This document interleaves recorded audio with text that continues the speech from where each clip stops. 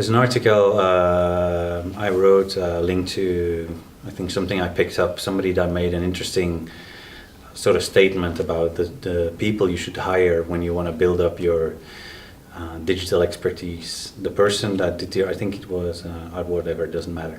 She talked about how it was about building your digital team. I don't think about digital teams with us.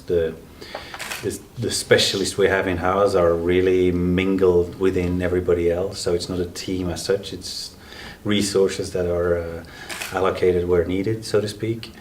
And the fact that I'm indeed interested in hiring omnivores, so literally people that have a very interesting skill set in digital. I just hired a guy who's a really awesome designer and is actually a very good developer as well. So it's not, literally in the past you need developers and then you need designers and copywriters and then have them to work together, but it's maybe a bit more in hidden gems, it's not very usual, but there's profiles in there that have a very interesting kind of digital mix, and it's the guys that have this interest in all you can eat, I want to be a good designer, and that is very nice asset to the team. So I think you should hire those.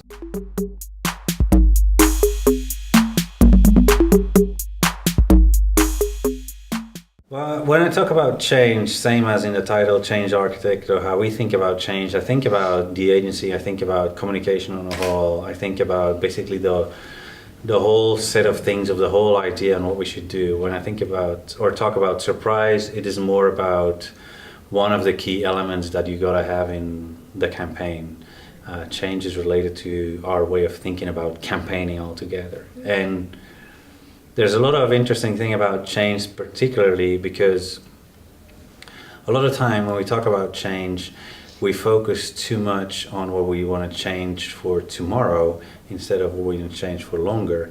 And secondly, we think about how you want to do different campaigning, but we don't change the way we organize ourselves to do that. So that doesn't really make sense. We think a lot about how we are hiring different profiles, mixing people different, literally, and putting them in other places, other type of profiles, because we have an idea of the different kind of work we think needs to be done. You cannot just say, yeah, we believe in change and in agile, and then basically operate using the same software and the same platforms as you used before, because they are made before agile. They're not made to do that. So you gotta, surprise is an element you gotta use in campaigning.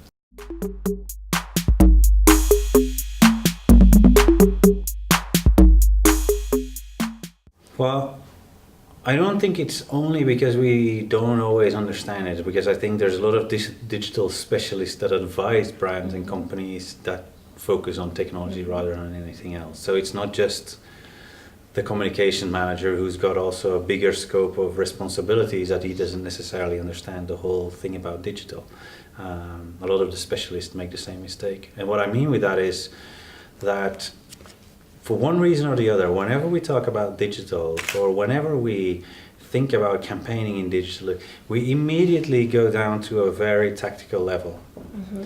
When we think about a website, yes, there will be said on we need to think about what the strategies for the website, but like 10 minutes later, we're talking about the navigation structure, colors, responsive. I see cases sending into digital. Last year was in the jury of, I won't say which jury, but it doesn't really matter, but in a digital jury, and where the cases were sent in, and basically the backup of why this case should win was it's responsive. I don't really care that it's responsive. Responsive is a technical reaction to a human reality, to a communication reality. I'm interested in what is it that we want to convey, what is the emotion we want people to get, and then see which channel we can use best to do that. And yes, you need to have a good knowledge of the techniques when you're down there, but don't start building, because that's the example that I showed with the social. That is, again, a good example of what's happening in social media today. It really is, we're using techniques to build what we think is built. So we have known that it's better to do it at 10 o'clock and at 4 o'clock, avoid the afternoon, use big images, ask questions, etc., etc. That for me is technique. That's not communication. And what you get, well, I showed you the communication, that's just rubbish. So,